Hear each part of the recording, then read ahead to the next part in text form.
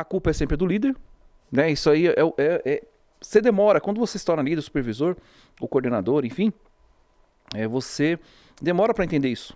Eu, na minha época, eu demorei muito para entender isso. Então, o meu antigo chefe, quando me tornei líder numa logística, ele falou, a culpa é sua. Se der errado, a culpa é sua. Se der certo, a culpa é sua. Então, eu demorei.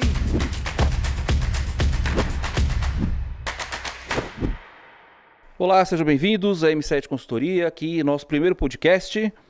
Para quem não me conhece, sou o Cristiano de Almeida, sou CEO da M7. Hoje nós temos aqui um convidado muito especial, vou deixar que ele se apresente. Então a proposta aqui do nosso podcast, aqui no canal da M7, é sempre trazer um profissional de alguma área para que nós possamos falar, né? Não só de gestão de pessoas, como nós sempre falamos, treinamento, desenvolvimento, alguma área que seja interessante e que nos agregue informações também, tá? Vou deixar que ele se apresente e no final nós passamos aqui alguns recados da nossa rede social, espero que vocês gostem, compartilhem, curtam e entre em contato conosco aí no nosso site, também no nosso canal do Instagram, no nosso canal do YouTube, né, que está sendo vinculado agora a esse podcast, no canal da M7 e demais recados eu vou passar aqui no final. Muito bom tê-los aqui conosco. Bom, nosso convidado, vou deixar que ele se apresente, diga o seu nome, como se eu já não te conhecesse, mas diga seu nome, a sua área de atuação e nós vamos falar sobre uma área que eu considero muito importante, né? E falar também da questão do coach no Brasil, questão da psicologia também que abrange, tá? Fica à vontade, seja bem-vindo. Obrigado, quero agradecer o convite. Eu sou o Wellington Gomes, pode chamar de Well. Sou psicólogo oficineiro, coach, líder coach, trabalho com desenvolvimento humano tem uns 10 anos e é um prazer estar aqui nesse podcast. Espero poder contribuir e ajudar bastante aí na humanidade, nas pessoas, no desenvolvimento. Bacana, seja bem-vindo. Obrigado. Eu ia começar com essa questão do coach. Você como psicólogo, né, formado, que já atua nessa área, nesse campo de coach no Brasil, teve algumas repercussões, digamos assim, do coach que ele não é psicólogo. Sim. Né? O coach, né, para quem não conhece, é treinador, né? Questão de você saber ter uma formação, na verdade, ter uma experiência que você vai passar essa experiência para alguém, né? Com uma mentoria, com uma questão de treinamento mesmo, tá? Sim. Só que ela não abrange, então, a questão da psicologia. Então, algum tempo atrás, né, você pode até me corrigir se eu estiver errado, teve muita atuação do coach entrando na área da psicologia. E você já pratica, na verdade, você já tem os dois campos, né? Sim, sim. Coach e psicólogo, né? E psicologia. Então, para você, digamos assim, que você está embasado. Sim, Mas o sim. que você acha disso? De quem é coach, não tem uma formação psicológica, entrar no campo da psicologia, que são campos totalmente diferentes, né? Digamos assim. Sim. É muito boa essa pergunta, por quê? Um dos pontos de reflexão minha da psicologia, o Brasil, se eu não me engano, é o primeiro ou segundo lugar no mundo que tem mais psicólogos. É o primeiro ou segundo. Bacana. Mas o impacto do psicólogo na sociedade é muito baixo. Então é difícil você encontrar. Não é acessível a psicologia a todos. O coach ele veio e pegou uma parte dessa deficiência da exposição dos psicólogos e acabou o pessoal misturando. O coach ele nasceu específico para uma função, que é meta, objetivo, resultado, e não era para trabalhar trauma. Não era. Não tinha esse objetivo.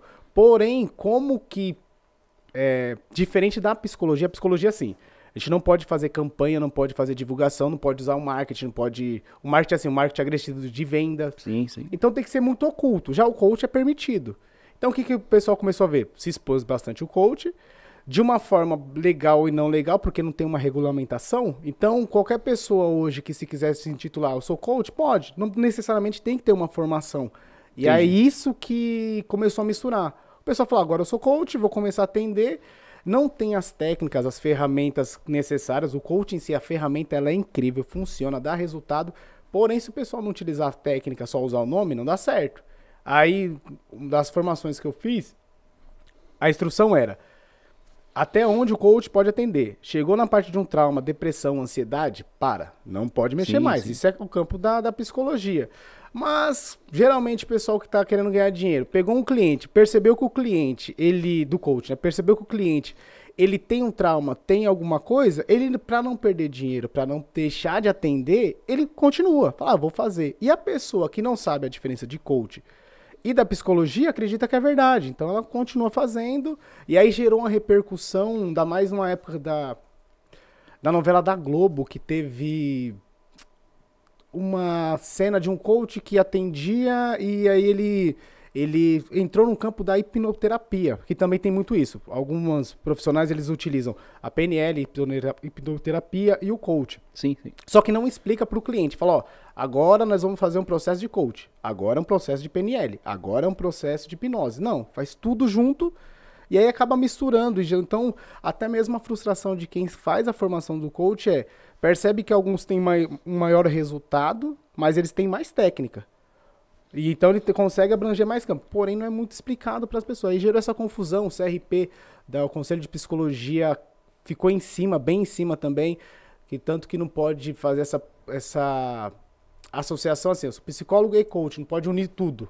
Então Entendi. não pode ser os dois ao mesmo tempo, porque senão eles podem caçar o CRP, e aí gerou uma confusão que não precisava, porque os dois trazem benefícios para a sociedade, para as pessoas, infelizmente. E o CRP é o registro? É o Conselho Regional de Psicologia. Ah, perfeito. Tá. E você lida também com hipnose, é isso? Hipnose eu tenho uma noção básica. Que aí eu utilizo mais em treinamento, alguma coisa para estado mental, para trazer a galera, o grupo, mais para isso. Mas isso faz parte, então, do campo da psicologia, no caso?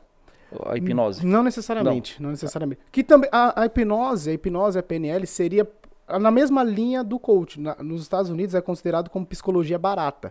Entendi. Que é barata não no sentido de não ter valor, né? Mas é mais acessível, que não tem a necessidade de ter a formação. Entendi. E aí eles enxergam como uma concorrência. A psicologia enxerga como uma concorrência, né? E aí acaba gerando os conflitos nesse ponto. Que aí não tem problema do psicólogo usar técnicas, ferramentas do coach, da psicologia. Tanto que agora, ainda bem, bastante psicólogos estão se profissionalizando nessa parte do coach. Estão usando a ferramenta, usando a hipnose, que é muito válido. Sim, até deixar bem claro que nós não somos contra o campo de coach, né? Essa questão dessa área de trabalho. Sim. É só não misturar, né? Assim, é bom termos um psicólogo aqui que pode falar com mais propriedade, né? Muitos estão mudando também essa nomenclatura de coach para consultor, né, que é o nosso caso da consultoria, que tudo vai para o mesmo caminho, digamos assim. Sim. É uma experiência que você tem, consultor é um conselheiro. Sim, né? sim. Então você aconselha com uma experiência que você tem já de longa data naquele determinado tipo de situação. Isso não quer dizer também que não seja pessoal. Sim. Né? Então isso é muito importante, é bacana. Eu lembro na segunda formação minha de coach, foi um dia de formação só para explicar o que não era coach. Para justamente o pessoal saber o que não é coach, para não misturar a diferença da consultoria, a diferença da mentoria. Caramba. Tudo é importante. Desde que não misture, porque geralmente o pessoal faz a formação de coach e acha que ele é tudo. Ele Sim, já é sim, psicólogo, sim. ele já é mentor, ele já é conselheiro. Aí ele vai, na hora de atuação, ele vai querer agarrar o mundo e não consegue dar conta. E aí gera o quê? Quem é atendido percebe que tem alguma coisa fajuta no processo, né? Se não me engano, era um ex-ator, né, que virou um coach famoso, não sei se é o Tim Robbins, eu não lembro o nome, não sei se é Tim Robbins. Ele era um ator, ele foi para esse lado aí da área de coach, né? Ele lota os salões, ele lota os espaços que ele brasileiro? reserva. Não, ele é americano. Ah, Se é não o me engano, Anthony, americano. Anthony Robbins. Anthony Robbins. Ele veio, na verdade, o Anthony é um do carro-chefe do coach, mas ele nasceu, o ponto-chave dele é a PNL. Ah, sim. O grande diferencial dele é a PNL. É porque o coach virou um produto mais fácil de se vender. Entendi. Ficou bonito o termo, ficou legal. Tanto que as pessoas, empresas, negócios, falam, agora eu tenho um coach. Então Entendi, claro. soa bonito. Diferente da psicologia. Geralmente quando o pessoal fala, agora tá mudando um pouco, tá quebrando o tabu. Mas associava a psicologia à loucura. Então, entre falar que você vai passar por um coach e passar por um psicólogo, é mais bonito falar que você vai passar por um coach. Entendi. Porque ninguém associa que eu tô louco. Exatamente. Tem esse moda, mito. foi uma moda, né? Foi uma tendência, digamos assim, né? Foi. O modismo. Realmente, eu tinha lembrado disso aí. Inclusive, eu já tinha assistido um programa dele na Netflix, né? Eu não sou seu série, guru. né? Que ele entra, inclusive tem uma cena lá que é antológica, né? Que ele vê uma moça chorando na plateia, aí ele pergunta por que a moça está chorando, ela fala que teve problema com o namorado dela, que ela não gosta do namorado dela e tá vivendo infeliz. Aí ele pede pra moça pegar o celular, Sim, não é isso? Sim. Ligar pro namorado dela e terminar ali mesmo. Sim. Eu achei uma questão um pouco incisiva, né? assim, E sim, pelo menos assim, pelo que eu entendo dessa área de coach, eu acho que ali passou um limite, né? Ali ele já não estava usando a técnica do coach em si. Ali já não era. Ali ele estava mais na técnica da PNL e da hipnose. Que é PNL, programação neurolinguística. Ele já não estava nesse campo. Por isso que é importante o pessoal dar nome às técnicas. Ali já não era mais técnica de coach. Porque o coach trabalha em perguntas. Eu não posso chegar a sugestionar para a pessoa, falar para a pessoa. Sim, sim. É só pergunta. Uma vez que entra a pergunta que eu possa falar, ou vai para terapia, ou PNL, ou hipnose. E a hipnose trabalha com a sugestão. Sim. Então ele mudou a atuação. Por isso que quem vê não entende muito até que ponto é coach, até que ponto é PNL, até que ponto é hipnose. Confunde um pouco a cabeça. Entendi. Você trabalha então, você trabalha também, tem um trabalho social, é isso? Sim. Você faz? Eu e uns parceiros de negócio, a gente criou a Overflow, justamente por essa necessidade da acessibilidade da psicologia no Brasil. A gente entendeu que o psicólogo ele ficou muito engessado no modelo clínico. Então, Entendi. Psicologia tem que ser clínica. Psicologia é clínica. E a psicologia, no Brasil, ela é muito elitizada. O valor de uma sessão é de 150 a 300 reais. Isso deveria ser acesso para todos. Então não é. E como é um modelo muito fechado de consultório, de tem que ser atendimento clínico, a gente criou para montar espaço de oficinas para fazer modelos em grupos. Ou oficina de dança, ou oficina de criatividade, ou a longoterapia. Eu estou trabalhando agora com um grupo de senhoras para tirar elas desse momento de isolamento. Através do alongamento, a gente desenvolve uma terapia. Bacana. Um modelo acessível, um modelo que dá para acessar a comunidade, acessar grupos de academia. Então a gente consegue atuar em várias frentes de uma forma que... Uma das coisas que a formação da psicologia é complicada porque ela engessa muito a cabeça do psicólogo. Que ele não pode ter relacionamento com o cliente, que tem que ser aquele modelo da pessoa falar do escritório, um modelo bem médico. Entendi. E aí não é só isso, a gente consegue ter um campo de atuação muito grande, de uma forma lúdica, de uma forma expressiva, tendo resultado e tendo distanciamento da mesma forma. Se diz padronizado, né, o atendimento? Muito padronizado. É por horário, não é isso? É por horário. Aí dá horário, inclusive tem filmes, né, que falam sobre isso, tinha até um sarro, né, dessa função, né, fala que a pessoa paga lá para uma pessoa, outra pessoa te ouvir, e as pessoas têm um pouco desse preconceito, né? Tem porque nem todos funcionam da mesma forma. Para alguns casos, dependendo do trauma, é importante o atendimento individual. Mas tem casos que o problema dela é justamente relações. Entendi. Se o problema é relações, o ideal é trabalhar ela em grupo, para justamente trabalhar a dinâmica relacional. Sim. Porque na clínica ou no consultório, a gente não tem acesso total à vida da pessoa. Ela leva o que ela quer levar. Entendi. Eu não consigo ver a dinâmica dela, analisar a dinâmica. Então ela consegue omitir várias coisas e um ponto que pega muito, eu não gosto de trabalhar, o coach me ajudou muito nesse ponto. Eu não gosto de trabalhar muito tempo com o cliente. Acho que tudo tem começo, meio e fim.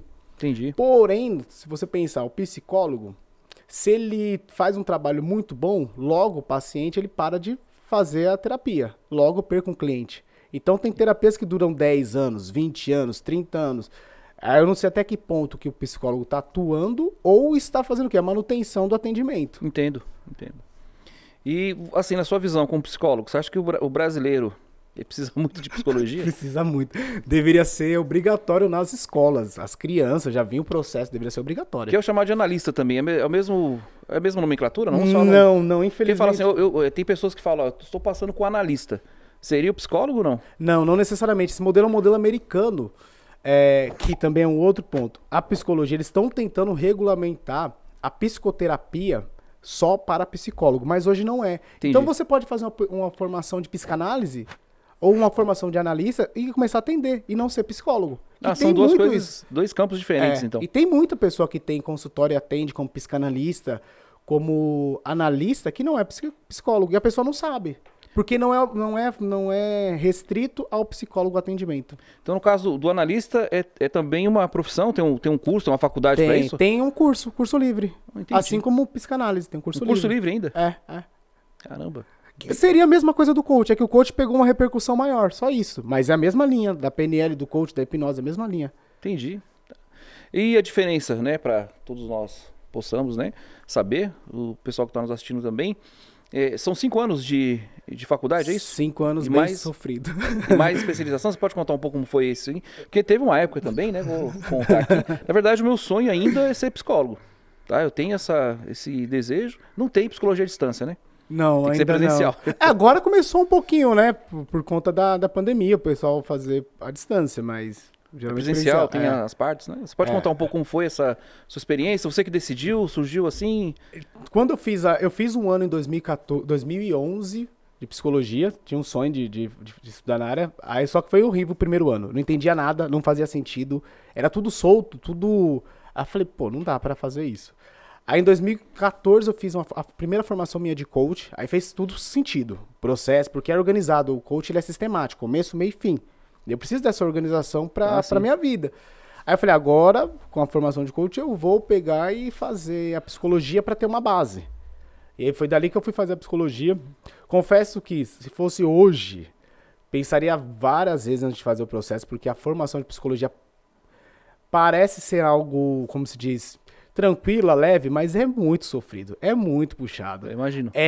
Basicamente, quando a gente chega no processo de supervisão, é tropa de elite, é pede pra sair. Tanto que eu via vários colegas da faculdade chorando no corredor, porque é muito pressionador. Você tem que se dedicar e viver praticamente em função disso. Você tem que atender, fazer supervisão, fazer TCC. Então foram 2 anos no final, muito, muito, muito puxado. Eu pensaria bem. Quando o pessoal fala que quer fazer, eu falo que Deus te abençoe. Pensa bem. Aí vocês fazem uma pós-graduação, alguma coisa assim? Uma residência em algum hospital? Não tem. No estágio, aí tem durante essa formação, na formação tem as aulas e aí os estágios que são obrigatórios. Aí sim, a gente vai no hospital psiquiátrico. Tem pessoas que definem fazer o estágio na área de saúde, vai para o hospital. A minha foi a clínica cognitiva comportamental, o estágio em oficina de criatividade com a Marina Chalon, que foi uma das pessoas que abriu a minha mentalidade para levar a acessibilidade da psicologia no modelo das oficinas para grupos. Entendi. Que eu também estava engessado nesse modelo clínico e quando ela mostrou essa possibilidade de atendimento, eu falei, pô, incrível. E depois o estágio que eu fiz na psicologia organizacional. Então, ali você escolhe qual que é a especialização que você quer seguir. São segmentos, no caso, né? Segmentos. Por exemplo, você pode ser psicólogo de empresas, né? Isso. Fazer teste de empresas também, em autoescolas, não é isso? Aí a autoescola tem que ter a pós-graduação. Ah, entendi. Aí na graduação da psicologia não tem... Você tem essa opção da organizacional, da clínica, aí escolhe as abordagens ou psicanálise, ou cognitiva, ou comportamental, ou a da fenomenologia, e hospitalar também, e aí depois tem a pós-graduação que a pessoa escolhe. Eu tô fazendo agora uma pós em neuropsicologia e o MBA em marketing digital, que eu tô apaixonado por essa área. Que bacana, também, bacana. Na psicologia, que fica aí uma crítica, não fiquem bravos comigo, meus amigos psicólogos, se tem muito uma resistência com psicologia e ganhar dinheiro. Entendi. Se entende a psicologia como só social. Então você não pode trabalhar, tem toda uma milindragem de um processo de se ganhar dinheiro. E o ganhar dinheiro eu digo que é importante para o psicólogo, que é uma valorização do meu estudo, daquilo que eu fiz. Sim, claro. Não é, mas eles entendem algumas vezes como um modelo capitalista, e aí seria uma oposição à psicologia. A psicologia teria que ser um modelo social. Então, tem uma crise, uma grande confusão na mente do pessoal quando se forma desse lado. Tanto que algumas faculdades tiraram uma das matérias que eu acho bacana, que é a psicologia do consumidor. A psicologia e marketing tiraram, não tem mais por justamente essa relação, que é muito importante. Sim, realmente, né? Sim. Sempre teve. Na verdade, tem, quando vai fazer o marketing, tem o segmento, o público que você quer atingir, né? A mentalidade, digamos assim, o perfil da pessoa, né? Mas hoje é mais fácil quem faz marketing ter mais noção disso do que um psicólogo. Sim. Porque eles não estão preparando mais os psicólogos para... eu até brincava na faculdade. Eu falei, beleza, eu tô aprendendo várias técnicas, tudo, mas eu vou fazer isso com o quê com isso? Vou trabalhar onde? Porque você tem que ser um empreendedor. Entendi. E aí não tem um ensino sobre como é que você vai aplicar isso, vai conseguir cliente. Como é que eu arrumo o cliente da psicologia? Entendi. Monto consultório? Não tem mais essa hoje em dia, né? Então... Tem esse grande trauma, essa grande cisma da galera da psicologia com o empreendedorismo, né? Que tá mudando aos poucos. Bacana. Você chegou a trabalhar também nessa questão de montar testes psicológicos para empresas, alguma coisa do tipo, não? Eu peguei mais isso com coach, na época que eu trabalhava bastante com palestra e treinamento. Sim. E aí tinha a análise de perfil comportamental, que eu acho mega válido, importantíssimo, até para atuação, para identificar os perfis, ainda mais em RH. Eu vi o seu lema, achei bacana essa questão da contratação, né? O RH hoje em dia contrata muito mal. Sim. não tem análise, é só olhar o currículo e eu acho que é isso. E o pessoal não consegue olhar os perfis, eu até brinco sempre em palestra, eu pergunto pro pessoal, o Cristiano Ronaldo ou o Neymar é bom? Vai depender muito de onde ele tá jogando, e é justamente um profissional. Se eu colocar o Neymar pro gol, pra ser goleiro, ele não vai ser o melhor do mundo, ele não vai ser um bom jogador. São as condições, né? Isso, aí você pega um profissional que é bom, competente, e o cara é atacante e você coloca ele como goleiro, o cara não vai render. Entendi, e claro. aí a empresa ainda joga isso pro profissional, que ele que não é bom, ele que não funciona, a pessoa fica frustrada. A consultoria cabe muito a isso, né? Empresas que fazem a consultoria desse remanejamento, né? Fazer uma análise de perfil comportamental e colocar cada pessoa no seu devido lugar, na sua posição correta, né? Que inclusive é o nosso trabalho, né? Da consultoria justamente para isso. A questão do perfil, Sim. né? Do colaborador, a questão da situação. É mais que o nosso nicho é mais de call center, né? Mas assim, equipes, Sim. pessoas, né? A área de humanas. Realmente nós encontramos muita resistência nessa questão, né? Porque é muito engessado a questão Assim. do RH, a questão do fluxo, né? De testes. Inclusive, até queria sua opinião sobre isso. Eu já cheguei a acompanhar uma vez um teste que foi aplicado, só que não era um psicólogo, era um funcionário de uma empresa, né? Que nós trabalhamos, né? Claro, não vamos aqui dizer o nome, né? Isso chat, não precisa nem dizer. Mas ela aplicou um teste na minha frente. É um teste, eu não sei se era... Parecia que foi feito por um psicólogo, por um determinado grupo de vendedores, né? E pela análise que nós temos, por isso que entra também muito a mentoria, entra muito Sim. a experiência, né? Às vezes a nossa experiência, ela vence sim o teste, ela vence sim até um sistema todo padronizado. Sim. E esse teste que foi feito com esse colaborador dizia que ele era um funcionário super aplicado, super atencioso, que ele ia durar bastante tempo na empresa. Então ficaram maravilhados apenas com o teste desse colaborador. E eu falei, olha, Não pela é bem análise isso. que eu vejo aqui, pela forma, porque tem muito, vocês lidam também com a linguagem corporal, não é isso? Sim, sim. A forma de falar, a forma de se expressar, de gesticular, de sentar.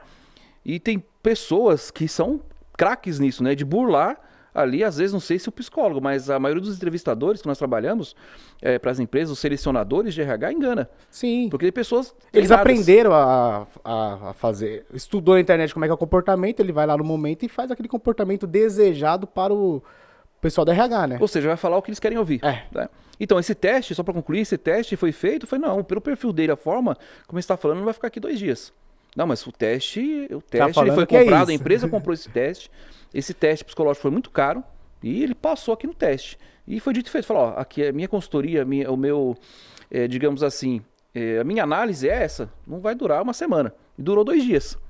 Durou 2 dias. Ele saiu 2 dias. Depois eles conseguiram rever lá. Foi até um case que a gente pode usar, a gente usou na M7, isso faz acho que uns 3 anos, 4 anos atrás. E realmente, é como você disse, não pode ser engessado. Sim. Né? Tem que ter aquela diferença, tem que ter aquele jogo de cintura, porque nem tudo está nos livros, né? Sim. Nem tudo vai estar ali nos livros, e nem tudo é bonito, assim, perfeito, como a gente espera. Sempre tem ali uma tangente, sempre tem uma via que vai para outro caminho, que você estudou, você especializou, mas tem perfis e perfis, né?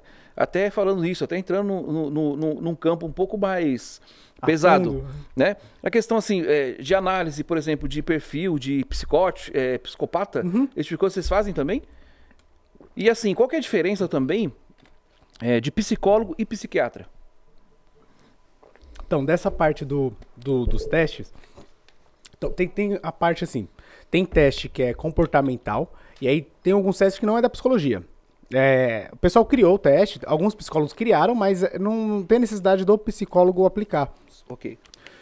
O que pega no teste, que é importante, não é a aplicação do teste, é a devolutiva. Que na devolutiva eu consigo fazer perguntas para validar aquilo que a pessoa respondeu. Por quê? A pessoa pode se sabotar na pergunta, ou pode, dependendo da situação, do momento que ela está vivendo, responder de uma forma totalmente equivocada. Entendi. Responder o que ela quer ser, não o que ela é. Então, preciso validar o teste como? Fazendo as perguntas. O confronto das perguntas para entender realmente se aquilo é verdade ou não. Aplicou o teste não vai ser 100% verdadeiro, que a pessoa pode mentir no teste, fácil. Claro, sim. Mas dificilmente ela consegue mentir na parte das perguntas, de começar a fazer validação, perguntar. Se isso é verdade, então o que é mentira? Vai ter um contraponto, a pessoa uma hora vai ter que falar a verdade que está acontecendo. Sim. Nos testes, o que a psicologia ensina pra gente? Que é o teste de personalidade. Geralmente é o Rorschach, que é um teste, que aí na graduação a gente aprende, porém é importante a pessoa ter um curso específico disso, se aprofundar, porque é muito complexo, é muito difícil. Esse é aquele das imagens. É. E cada um visualiza a imagem que vem na mente, do interior, é isso? Isso, e é muito difícil, ele é muito difícil. Isso realmente cabe ao psicólogo, porque ele é o de personalidade. Então, dificilmente a pessoa vai conseguir, porque não é uma resposta objetiva. E aí tem todo um processo para poder identificar, fazer análise. Na graduação a gente aprende, porém, geralmente quem aplica é quem tem uma especialização, quem se aprofunda mais nesse de personalidade. Porque ele é muito complexo, muito difícil, não é qualquer pessoa que consegue aplicar. E geralmente o pessoal não contrata esse teste. Prefere pegar um mais barato, o mais fácil, que já vem prontinho, o pessoal faz xizinho.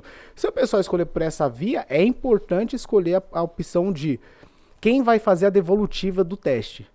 Porque aí, beleza, a pessoa fez o teste, mas é importante ter um profissional que faça a devolutiva. Por isso que é importante até a consultoria, porque o pessoal se engana muito. Não é porque tem um psicólogo, não é porque tem um consultor, não é porque tem um coach, tem que ter um grupo que vai trabalhar cada pessoa no seu ponto. Sim. Igual, o coach não consegue, o coach, a psicologia não consegue trabalhar a parte técnica. Não tem como. Sim, sim. Aí o pessoal vai contratar um psicólogo, alguém para fazer tudo. Não vai fazer. Parte técnica, gestão, não adianta. Tem que ter um profissional que vai cuidar de gestão, que vai cuidar, que vai falar, que vai orientar. O ideal seria se as empresas tivessem a mente aberta para contratar várias pessoas para ajudarem para o desenvolvimento. E geralmente as empresas que contratam é assim, é para apagar incêndio. Então vou te contratar que eu tô com um problema. Então vamos chamar a consultoria para resolver o nosso problema. Sim, sim. Resolveu, não precisa mais. O certo seria a consultoria estar diariamente acompanhando o processo. A consultoria, a psicologia, o coach. Mas eles chamam geralmente não por uma prevenção. Que aí fica a dica. O ideal seria chamar para uma prevenção e um constante desenvolvimento. Na pergunta da psicologia e da psiquiatria, a psiquiatria é um campo da medicina. Aí só médico pode ser psiquiatra. E prescrever remédios, né? É. O psicólogo não. Não, é proibido, totalmente proibido, não pode. E pessoas confundem isso, né? Às Muito. vezes a pergunta é justamente por isso. As pessoas, assim, no geral, confundem psicologia com psiquiatria e acham que o psicólogo ele pode resolver as causas clínicas, né? Como Sim. você disse, prescrever remédios, e é só Não o pode. psiquiatra que é o médico Só o dessa psiquiatra. área, no caso. Isso é específico da psiquiatria. Pode trabalhar em conjunto? Pode. O psiquiatra geralmente... E é legal que geralmente os psiquiatras, eles têm a consciência e a noção. Falar, esse campo aqui, ó, quem vai te atender é um psicólogo. Tem parte... Porque a psicologia vai trabalhar a parte comportamental. Então o médico vai trabalhar mais a parte neural, as questões do funcionamento da mente, se tem alguma questão hormonal, alguma coisa desregulada. Então ele vai atuar nessa parte. O ideal é trabalhar em conjunto. Se a gente pega uma pessoa com algum transtorno, se ela está no ápice da depressão ou no ápice da ansiedade, a atuação do psicólogo fica muito difícil nesse ponto. Porque se a pessoa estiver fora de si, fora da casinha, fora da caixinha, é difícil atuar. Porque ela não vai responder. Seria a mesma coisa de um psicólogo ir atender. Eu vou num bar, o pessoal tá bêbado, que isso acontece, né? Pessoal, a galera, quando bebe, vem querer conversar com o psicólogo. Até sempre fico falando, pessoal, não comenta que eu sou psicólogo, dependendo do local, porque não dá pra conversar. Porque a pessoa, na hora, ela vem trazer tudo. Sim, sim. Mas não adianta o conselho ali, porque ela tá fora de si. Quando a pessoa tá muito fora de si, não vai adiantar orientar nada, falar nada, não tem... E a mesma coisa se a pessoa tiver ou em psicose, ou num processo de ansiedade em crise. Não tem atuação. Aí tem que entrar com medicação e estabilizar para ter uma atuação no psicólogo. Senão não tem muito efeito. A pessoa vai ouvir, mas... Tanto que em psiquiatria, hospitais psiquiátricos, é um baita desafio. Eu até parabenizo os psicólogos que atuam nessa área, porque é um baita desafio. Não é simples atender uma pessoa em estado de surto psicótico, porque é muito difícil. Imagino. As respostas, você não consegue ter um dado concreto das respostas, é tudo fora... É importante que o psicólogo ele entenda que tudo que a pessoa fala é verdade. Entendi. É muito desafiador. Mas você tem acesso a esses testes, não? Para saber quem que é psicopata, psicótico ou algo do tipo, não? Tem... Então, o ideal não é usar teste. Tem alguns testes, mas ele não é bacana. No processo da psicoterapia, o que a psicoterapia faz? É uma análise. Entendi. Então, justamente, eu vou fazer uma investigação para verificar qual que é a síndrome que essa pessoa tem ou qual que é o CID dela. Então, por isso que a pessoa vai para terapia, a gente começa...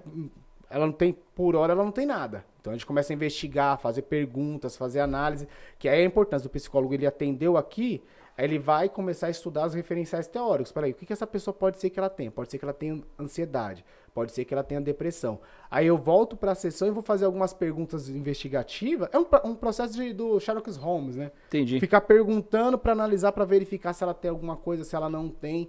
Porque se tiver algum teste é muito difícil, bate pronto para você entender. Ainda mais se for o psicopata. Psicopata é difícil, cara, conseguir saber. É muito difícil. Porque ele tem um padrão de funcionamento normal, uma lógica igual esse caso que repercutiu bastante no Brasil, do Lázaro.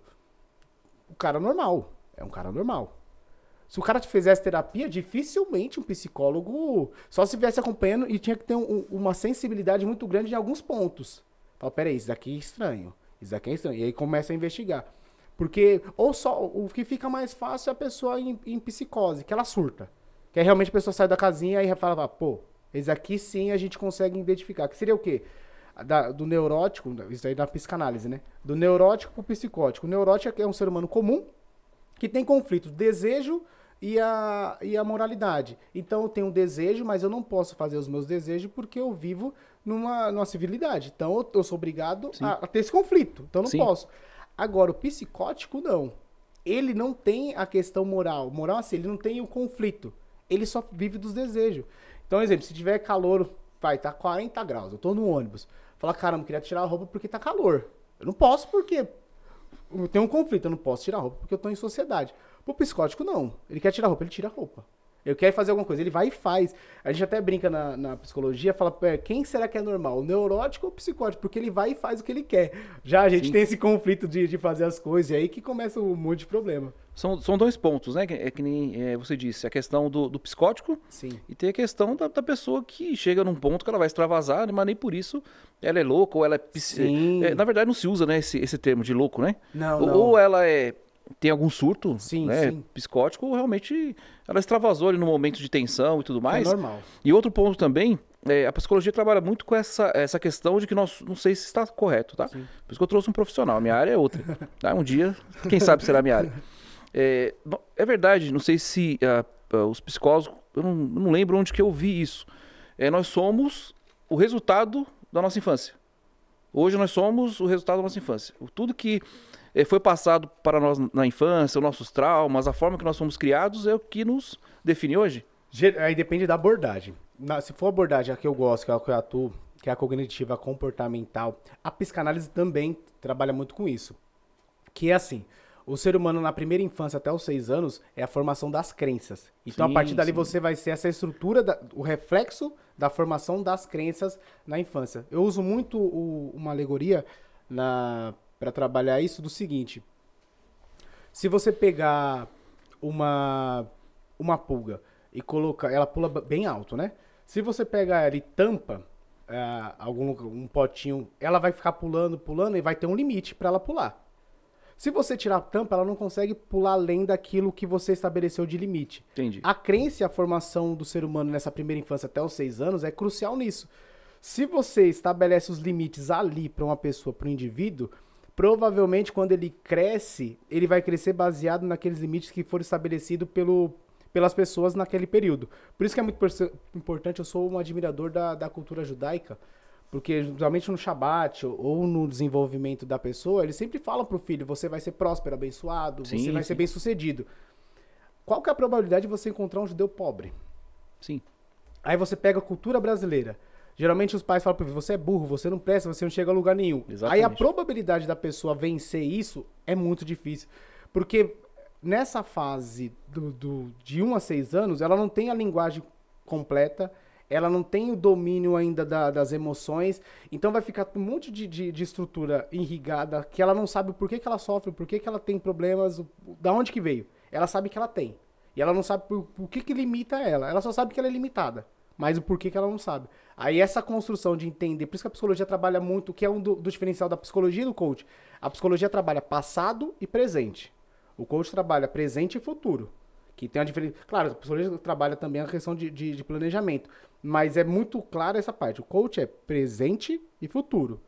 A psicologia vai trabalhar o passado, eu preciso ressignificar, estruturar esse passado da pessoa para entender como que funciona ela no presente. Porque o passado da pessoa é tudo pra gente. É Sim. psicologia. Aí, é isso que acontece mesmo. Essa primeira idade, essa primeira infância, tudo que acontece ali é reflexo depois pro futuro. O que nós somos hoje, no caso, né? É. Então, por isso que tem a tratativa, né, do psicólogo, no caso das análises, né? Até você disse isso, nós tratamos também nas nossas palestras, é a questão que todo mundo fala, né? Das crenças limitantes, né? De você ter dinheiro errado, Sim. né? Se você ter prosperidade errado. Então, às vezes a pessoa consegue alguma coisa na vida e se sente mal, não é isso? Sim, sim. Fala assim, poxa, nossa, mas será que eu mereço isso? Sim. Porque ela já vem com essa crença, né? Antigamente, digamos Sim. assim. Ou se não, se ela está num patamar um pouco mais elevado, devido ao seu trabalho, claro, né? Ou qualquer outra situação, ela se sente mal pelas pessoas que também não estão naquele patamar. Então, às vezes, ela baixa o nível, digamos assim, por exemplo, ela compra um carro, né? Nossa, um carro bonito, tá, um sonho, enfim. Se tornou realidade, mas ela vê um amigo, alguém da família que não tem. Então, ela baixa e fala, pô, eu comprei um carro, mas é um carro, não sei se você já viu isso, né? Ah, eu comprei um carro, mas é um carro meia boca, um carrinho só para... Porque ela vai diminuindo aquilo para que a outra pessoa não se sinta mal. Não, né? Não é isso? É muito complicado. Esse campo para atuação é muito difícil, que é das crenças, né? A milindragem hoje é muito complicado. Ainda mais o brasileiro, ele já gosta disso, já tem esse perfil. A mente, ela se alimenta ou de sofrimento ou de coisas positivas. Então, exemplo, se a pessoa gosta de sofrer, a mente, ela vai procurar trazer coisas para que ela sofra. Tanto que tem pessoas que você vai ouvir, ela não quer resolver o problema, ela quer ter problema, porque já faz parte da vida dela viver em função do problema. Exatamente. Então é muito difícil, exemplo, se você pega uma pessoa que é boa em tal, geralmente em entendimento acontece muito isso. Tem pessoas que são excelentes no que elas fazem. Quando você fala que ela é excelente, ela fala, não sou tão bom assim, não sou tudo isso. Porque ela não se aceita, ela não acha digna de ser boa o suficiente. Acha que é ser superior, que é uma falsa modéstia. De ficar, não, eu não sou tão bom assim, eu não mereço isso, eu não... Exato. E isso é muito difícil de atuar, muito complicado, ainda mais em empresa, que aí também, você vê, aí cabe bastante consultoria, porque o pessoal acha que consultoria ou esse processo é só voltado para a parte técnica, mas tem muito isso. Se você identificar gestores que tem alguma dessas síndrome ou dessa milindragem, é muito complicado. Sim, porque bastante. Ele vai refletir isso para a equipe dele. Bastante. Se ele acha que antes com a galera da engenharia, que é bem oposta da psicologia, tem um pessoal da engenharia de produção, ou os engenheiros, que atuam muito com, entre aspas, que eles usam o termo de peão. Uma Sim. vez que é um dos pontos complicados. Exemplo, olha a crença. Então, eu sou um engenheiro e eu entendo que os meus subordinados são peão. A relação dele com o funcionário nunca vai ser uma relação de igualdade, não tem como. Sim. Mesmo nessa brincadeira não, mas eles entendem que eu estou chamando de peão. Pera aí, não vai entender. É uma posição de cima para baixo. E aí quando o pessoal... E engraçado o que é? A equipe que está na gestão, o pessoal da linha de frente, eles não entendem que quem faz todo o processo é quem está... É a equipe que dá o suporte. Você pode implementar o que for numa empresa. Se as pessoas quiserem sabotar, elas sabotam. Pode Sim. ser a melhor ideia do diretor, do presidente. Com certeza. As pessoas que vão executar, que são os responsáveis por dar certo ou não o processo. E geralmente o pessoal não entende isso. É um termo aqui, é um termo ali. Se a pessoa tem a crença de superioridade, ou acha que é melhor que os outros, ou fica naquele negócio, não de ser melhor que os outros, é o processo do... Como é que é da... esqueci agora. Não vou lembrar. Da liderança? Não da liderança, de...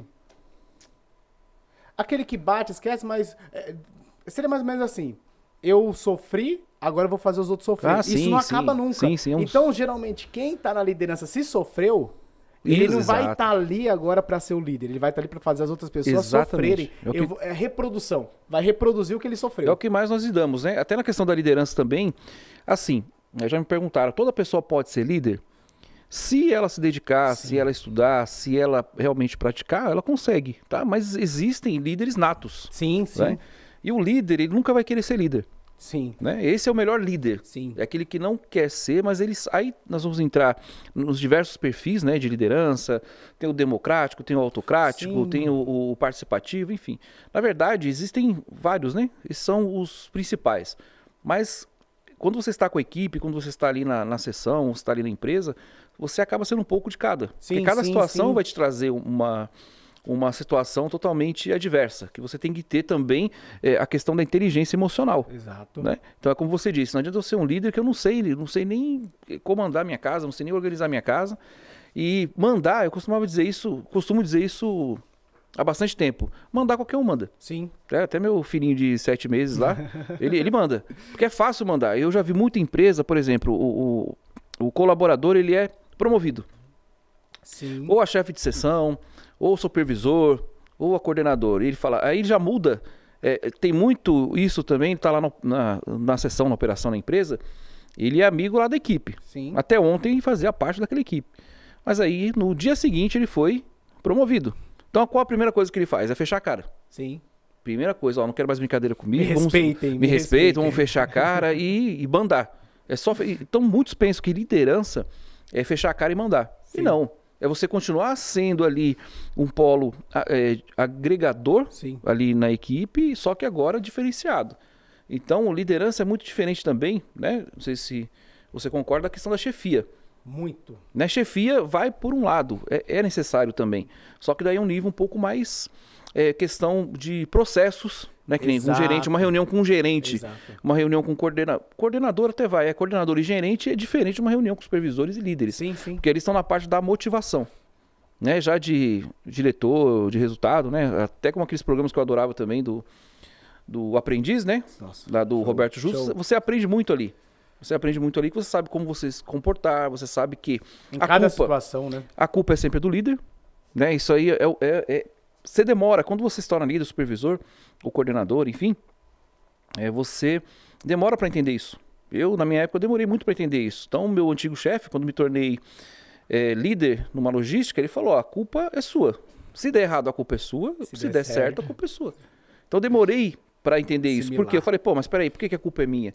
Se eu tenho uma equipe aí com 40 pessoas, aí o pessoal faz alguma coisa errada, a culpa vai ser minha? Sim, porque eu sou o líder. Sim, exatamente. Eu que represento, né? Então, realmente, não é feito hoje, né? Eu quis entrar nesse assunto porque não é feito hoje essa preparação dos líderes. Processo transitório, né? Isso, exato. É difícil. Então, é da noite pro dia, digamos assim.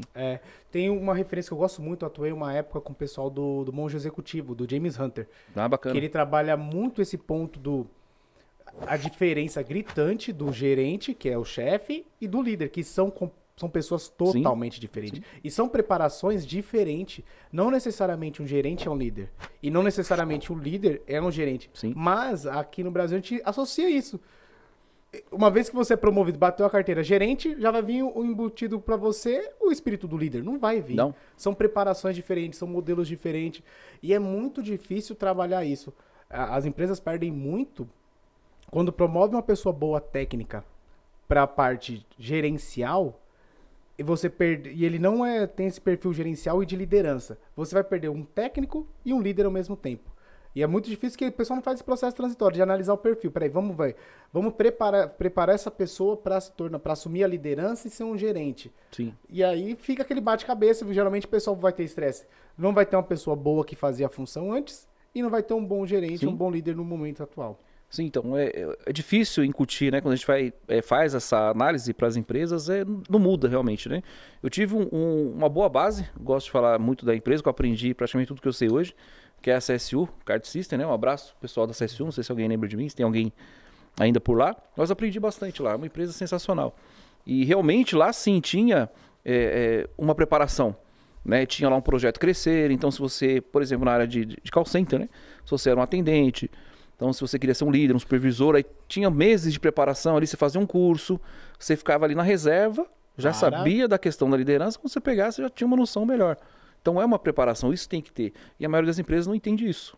Sim. Né? Até da questão também do dono de empresa. É empresa familiar. Isso é difícil. Eu falo isso abertamente, porque aqui nós vamos falar isso é difícil. Abertamente, tá? Porque é difícil trabalhar com empresa familiar. Horrível. Né? Já teve essa experiência? É horrível. Tem uma das atuações, até do coach, estudando sobre. Geralmente o empreendedor, o cara que vai começar o negócio, ele começa na cara e na coragem. Então ele só começa. Mas a pessoa geralmente, que é também um mito do empreendedor, pra ter um negócio tem que ser, vou montar um salão de cabelo, pra ter um salão, pra ter um negócio tem que ser especialista em tal assunto. E não necessariamente. Porque aí você pega, o cara montou uma barbearia. Então ele montou, e aí cresceu, expandiu, e aí ele vai ter o ponto de ter uma franquia, alguma coisa do tipo. Só que ele é bom em cortar cabelo, só. E a parte de gestão não tem a competência de cortar Sim. cabelo. E ele vai querer ser o dono com técnica de cortar cabelo, só que ele não tem gestão. E aí começa os conflitos. Ele só entende disso, ele domina o processo.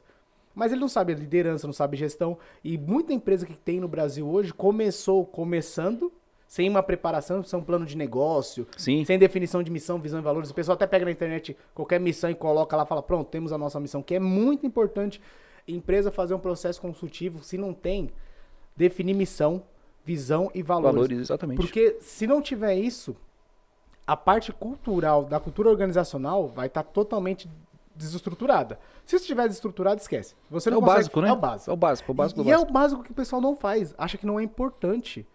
Empresas hoje que estão à frente, elas não estão trabalhando mais a questão só do produto, a importância de trabalhar a cultura. Se a cultura organizacional estiver boa, o restante ele flui. Vai fluir os produtos, vão fluir as ideias, o pessoal vai se engajar, porque se eu defino a minha cultura, eu vou ter meus valores. Quando eu vou fazer um processo seletivo, eu não vou contratar qualquer pessoa só pela competência técnica também. Eu vou analisar se a pessoa tem o mesmo valor que a minha empresa. Porque Sim. senão ela não faz parte. Sim. Porque aquela velha história antes o pessoal vestir a camisa. Esquece isso. Sim, isso não... Não, esquece. É antiquado. É. E antes o processo das empresas era muito nesse modelo. Na psicologia do organizacional a gente estuda muito a parte psíquica de uma organização. Então seria como se a gente atendesse a organização a uma pessoa. Então o processo da psicologia organizacional seria como se eu estivesse atendendo uma pessoa chamada organização. Sim. Com todas as pessoas. Então eu vou analisar ali o comportamento da empresa, as questões das prisões psíquicas. Tem uma alegoria que a gente usa muito para fazer o atendimento, que é a alegoria da caverna, para justamente entender como que está funcionando ali na empresa, se a empresa é doentia, se ela tem esse modelo familiar, porque no modelo familiar as regras são baseadas nas regras da minha casa. Sim. Eu vou tratar as pessoas da empresa como os meus filhos, os meus parentes. E aí como é que eu estabeleço limites? Exatamente. Que aí só vai fazendo. E são geralmente pessoas que não têm uma aceitação muito boa para o desenvolvimento. Enquanto tá dando certo, eles não querem ouvir ninguém. Sim, Tá dando certo. exatamente. Não quero. Se até hoje deu certo, eles não estão se importando. Só que o mercado tá mudando. Sim. E aí, se a pessoa continuar nesse modelo, nesse pensamento, é muito difícil. Eu acredito que as empresas hoje, de maior dificuldade de atuação, é modelo familiar. Sim, Muito complicado. realmente. E a questão que você falou também, né? Da preparação, do plano de negócio, tem que ter, é o que nós falamos muito, né, na M7, a questão do planejamento, da estratégia. É claro que todo mundo tem um sonho, todo mundo quer realizar o sonho, mas tem que ser com o pé no chão. Sim. Tem que ser com uma realidade, tem que ter uma estratégia, um cronograma, você tem que ter planos de ações, né, Muito para importante. qualquer situação.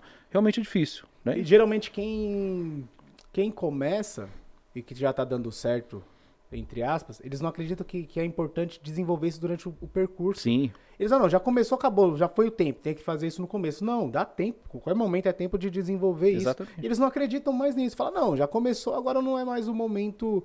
Só que é legal que a gente pegou esse tempo de crise. A crise, ela faz essa peneira justamente das empresas que estão estruturadas e tem uma cultura forte, que sobrevive, e as que não têm. Sim, Algumas já estão respirando aí há pouco, já quase a pessoa falindo por conta disso. Porque a pessoa não tem uma estrutura. É na crise que você vai ver se a pessoa tem, se a empresa tem gestão de caixa. No familiar tem muito isso. Como que ele separa a questão do faturamento? sim, O dono acha que o dinheiro é dele, e o dinheiro dele é da família, da empresa, ele pega o caixa e faz o que quer. Isso a é margem, loucura. né? Ele não sabe diferenciar isso. Não, O isso que é é da loucura. empresa, o que é margem para ele, né? Que é o Prolabore, né? Que eu conheço mais por margem, né? Então, por exemplo, você tem um negócio lá de R$500 mil, tem que ver quanto que ele pega de margem para ele. Sim. Que é o salário dele, digamos assim, 10%, Sim. 20%.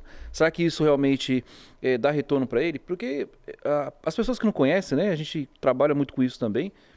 Para falar do nosso trabalho de consultoria e tudo mais, as pessoas não sabem como funciona. Então, vê, Sim. poxa, a pessoa é empresária, mas ganha R$1 milhão por mês. Só que esse 1 milhão, às vezes, pode ficar com R$50 mil Exato. por mês ou R$10 mil por mês. Será que isso, essa margem que fica para ele, será que Compensa ou não, compensa né? tudo isso? A grande ilusão de qualquer empreendedor, empresário, é entender que ele não é... quando ele acha que ele é o dono da empresa, ele acredita literalmente que ele é o dono. E não, a empresa é um organismo individual. Sim. E ele trabalha para esse organismo. Sim. E ele vai receber um salário da empresa que ele teoricamente criou, mas ela vai se tornar individual. Sim. Ela vai caminhar sozinha. E ele não consegue aceitar isso. Sim. Fala, não, como assim? Eu sou dono. Então tudo é meu. Não, tudo é da empresa. Você faz parte da empresa. Tanto que o ideal é que é aquele modelo de negócio para que a consultoria tem que sempre desenvolver isso.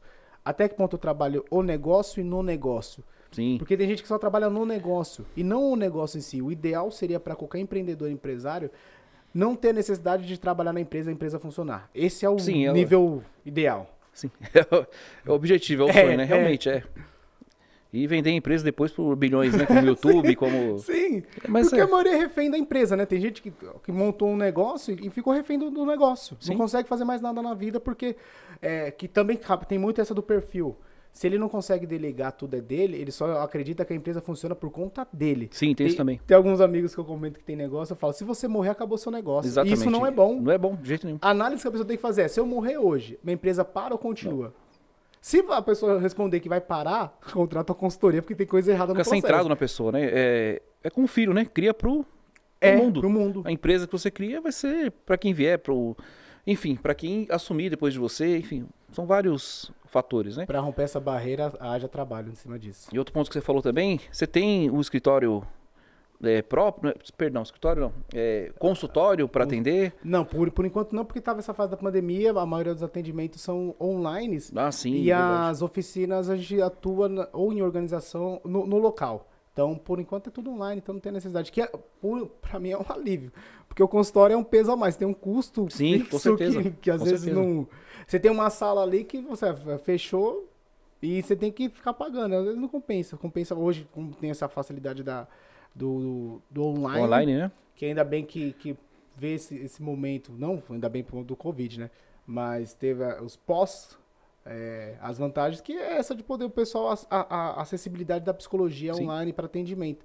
E o restante a gente atua diretamente no local. Então vai executar a oficina, que eu gosto de trabalhar em grupo. A minha paixão, eu venho da formação de palestra, treinamento, então eu gosto da galera. Então a psicologia para mim eu também enxergo como trabalhar com grupo, trabalhar com pessoas. Atende individual? Atendo. Mas o grupo, para mim, é muito... O grupo em si, ele se resolve, ele se elabora, ele faz as coisas acontecerem. Perfeito. Tá? A gente vai deixar aqui na descrição também o contato, sim. Né? Procurar o doutor. O Obrigado. Uma questão interessante, só pra gente concluir. O papo tá muito bom, a gente podia ficar aqui verdade. Horas e horas, foi muito bacana. A questão, você também é empreendedor. Sim. Né? Você tocou num ponto que eu estava em mente para falar. O empreendedor no Brasil, ele é... como diz assim, mistificado, né? Ele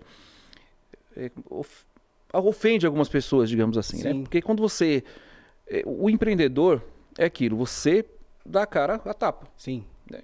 Então você está no trabalho, vou contar um pouco do caso da fundação da M7 há 6 anos atrás. Então você trabalha quando você tem a noção que você trabalha, no caso, você tem uma carteira de clientes, você trabalha num segmento, você vê que você pode fazer aquilo profissionalmente, já trabalhando para você, criando uma empresa que atenda, né, os seus clientes, aí você tem que tomar uma decisão. Sim. Né? Realmente você investe o seu tempo, investe seu dinheiro, né, e acredita naquilo. Uhum. Né? Geralmente a sua esposa vai te incentivar para que você consiga aquilo. Mas não sei se você já passou por isso também. Infelizmente, né, quando você vira um empreendedor, a maioria das pessoas falam que alguma coisa está errada. Sim. Né? Saiu do trabalho, está trabalhando por conta própria, como? Tem funcionários na empresa dele? Não tem? Eu acho isso muito estranho. Será que não está mexendo com coisa errada? Será que não está ganhando dinheiro ilícito, né? Ou quando as coisas assim, também isso vale para qualquer situação da vida, né? Quando você está ali na sua empresa, trabalhando, dando o seu suor, o seu dinheiro, o investimento, às vezes o investimento ele demora para vir. Sim. Né? E até ali as pessoas não falam nada, né? Fala, tá ali, tá passando por dificuldade, deixa ele lá. Sim. Aí quando você começa a prosperar, as pessoas, opa, alguma coisa tá errada. Alguma coisa mudou. Eu quero trabalhar disso também. Isso é fácil. Vou imitar. Né? Você já passou por essa situação também? Não, direto. Eu até converso com um primo que eu tava falando sobre isso esses dias. O ponto da genialidade e da loucura. Quando você tem uma ideia, você se torna empreendedor, você cria algo, até então você é louco. Você só deixa de ser louco quando você prova que deu certo. Aí você vira gênio. Exatamente. Mas enquanto isso, é gênio e louco. Fica nessa balança. Exatamente. O que difere o louco do gênio é a persistência. Exatamente. Sair da loucura, porque quem inovou, quem conseguiu fazer algo diferente, foi sempre chamado de louco. Teve essa crítica, fala, não, faz isso, não realiza. Exatamente. Aí quando deu certo, fala, nossa, que gênio. É gênio. Sabia que ia dar certo. É maravilhoso. Sabia que ia dar certo. É, realmente. Genialidade é loucura, tá ali, lado a lado. Mas faz parte, né? Faz parte. Importante nós darmos um bom exemplo, né? Falar que não é fácil, Sim. nunca dourar a pílula, falar que é fácil, que você vai conseguir um determinado segmento. Por isso que a gente fala bastante na M7 isso, né? Tem que ser com o pé no chão, tem que saber, eu quero abrir um negócio. Que nem você citou até a questão do salão, né? De cabeleireiros. Mas, poxa, qual o segmento? No bairro onde você vai abrir já tem um ponto? Quantas pessoas tem ali que tem esse mesmo trabalho? Qual a sua concorrência? O que você vai investir, né? Uma dica boa também, aquele programa do Shark Tank. Sim, né? Nossa, ótimo, é muito bom, então. Sempre nós vamos dar dicas justamente para as pessoas terem uma noção, né? Não é só para as pessoas do segmento profissional, mas pessoas que sejam leigas ou que sejam de outras áreas aprendam, né? E ali, nesse programa também tem essa questão da inteligência emocional, de você procurar um investidor. Sim. Né? Com certeza nós já sentamos muito com investidores, tem que provar ali que a sua empresa vai render, que a sua empresa vai lá dar o retorno para ele, vai ter a participação e... É uma reunião, é outro modelo, é outro patamar, né? Exato. Você tem que estar preparado para aquilo, acreditar na sua empresa, acreditar no seu sonho, né? Mas com o pé no chão. Sim, Não é tem que ter isso? estrutura. Tudo tem que ter estrutura. Então é bacana isso. É importante. Tomara que o Brasil, a ideia, né, do nosso trabalho com desenvolvimento humano, o pessoal às vezes acredita que quem trabalha com desenvolvimento humano, que é consultoria, coach, na parte organizacional, só está visando dinheiro, quer ficar rico. Mas o nosso intuito maior é contribuir socialmente. A para que as satisfação, pessoas né? fiquem bem. Para que as Exatamente. empresas fiquem bem, para que as pessoas desenvolvam, consigam transformar sonho em realidade. Exatamente. E esse é o nosso objetivo, né? Exatamente. Doutor Wellington, obrigado por ter participado conosco, tá? Foi um prazer. Espero que você consiga retornar aqui conosco futuramente. Para vocês, obrigado por estarem presentes aqui conosco, nosso primeiro podcast, muito bem acompanhado. Vou lançar aqui uma campanha, né? Vocês vão contar aí quantas vezes eu falei entendi, quantas vezes eu falei bacana, e vocês vão ganhar uma mentoria grátis, tá? Pessoal, muito obrigado por terem nos acompanhado. Até o próximo podcast. E lembre-se, estratégia, vontade e ação. M7 Consultoria.